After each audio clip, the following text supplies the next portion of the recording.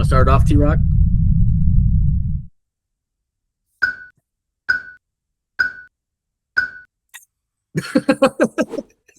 Hey everybody, it's Carnival Dogs guys here, back with you again. Today we are going to taste one of our newest beers. It's our German Hefeweizen titled SGT Hugo Stiglitz. We have Jacob back here again, Justin, and joining us today we have Manny. What up, Manny? Hey guys. Let's just get a little closer. Let's pour up this beer first, and then once we pour it, we'll kind of go over the style, and we'll go over the history of this label and Justin's artwork and all that good stuff. Jacob, you want to talk about why we're pouring it, the way we're going to pour it? So this beer is bottle conditioned, which I'll go over later on in the video, which means that all the CO2 you have in this bottle was created during a secondary fermentation. So there's a little bit of a yeast cake at the bottom of this beer, and you specifically want that for this glass. So Manny, when you start pouring the beer, I would say tilt the glass at about a 45-degree angle, and just start pouring slowly. And then once you fill your glass about halfway full, maybe a little bit more than that, you're going to tilt it 90 degrees, and you're going to start building the head on it. Like that. Going slow, let it build. And then you're going to see that there's going to be a little bit of yeast at the bottom of this bottle that you're going to save for the end of it here. So it's a nice slow pour.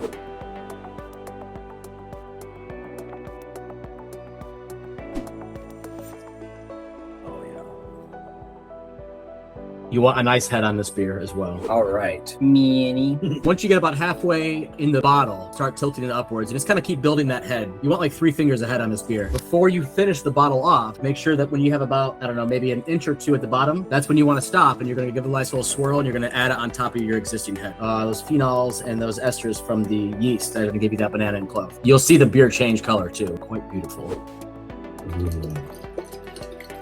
That looks wonderful.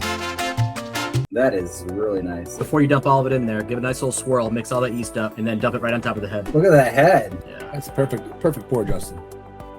Jacob was a good teacher. Creamy.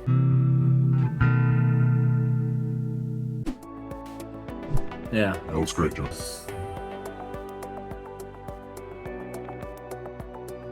Cheers. Yeah, look at that. Jacob wins. I rushed mine a bit. Cheers. Up to thee. Cheers. Sergeant Hugo Stiglitz. So the reason, Manny, this head is so important is beer is highly carbonated. So as the carbonation rises, all those condensed oils and the phenols and esters are being trapped in this beautiful fluffy head, which is going to really enhance the aroma and the flavor of the beer on your first impression. Out of all the beers I've made, this might have the biggest first impression because of the added yeast and the head that's containing all those delicious flavors that we love in this style. Can you give a nice close-up of your beer? Sure.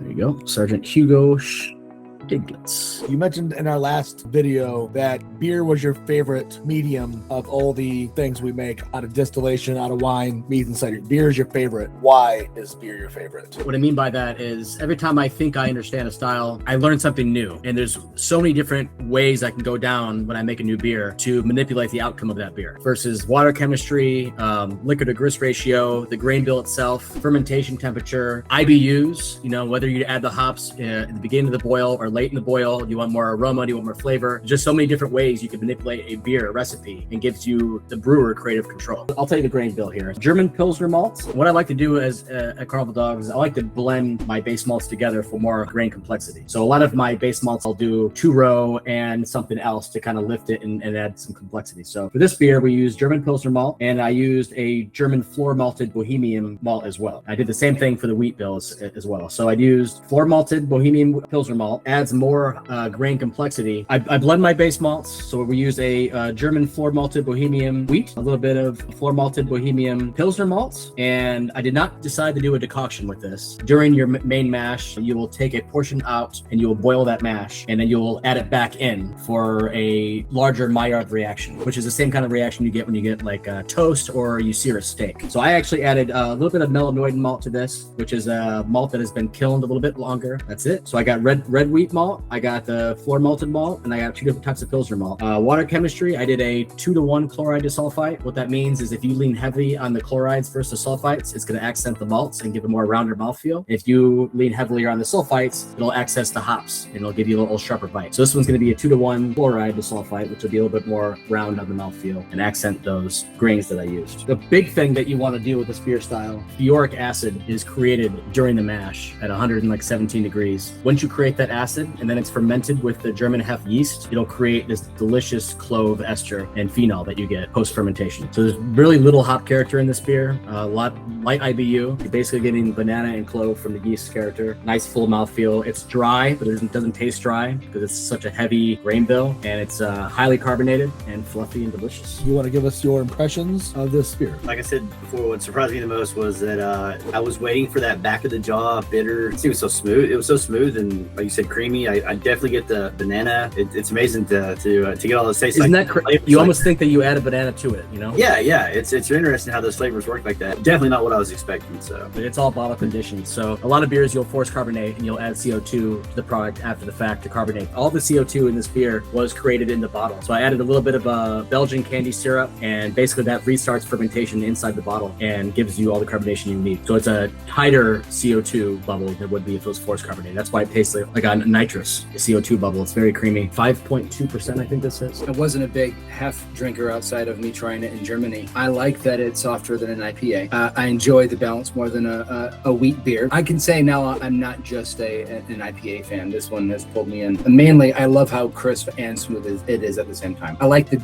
breadiness a lot. Yeah, it's all about blending those together. The red wheat malt with the floor malted, and then the Pilsner, and then that little bit of melanoid for character. So when we name these beers, we try and stick, if we can, with a name that kind of fits the style of the beer or the region where the beer comes from. So in this case, it's a German Hef. We kind of wanted a German name to go with it. And what better name than Sergeant Hugo Stiglitz, which is a character from our favorite director, Quentin Tarantino's movie, Inglourious Basterds. Sergeant Hugo Stiglitz is one of the few characters in film based entirely on reputation before you even meet him. He's very known in the German army because he is infamous for eliminating Gestapo officers. The Bastards, as they call them, find out about him and they want to recruit him to their team to continue their elimination of the Nazis. So Hugo Stiglitz is just a really awesome character. We thought it was just perfect for this beer. When we describe all of our beers on the label or on our menu, we like to add a line from the source material. We finish it off with, "This just might be our masterpiece," which it might be. And that's also the very last line in the movie Inglourious Basterds. And I will let Justin talk about the label. I needed my one focal point that I typically do for the labels, Hugo Stiglitz's character. I wanted a representation of that personality, not necessarily who that person was, but what he represents. Confident character, smoking a cigarette. I like the silhouette feel. And because I wanted him to be shadowed, I decided to go with a noir feel, which also suits the era, World War II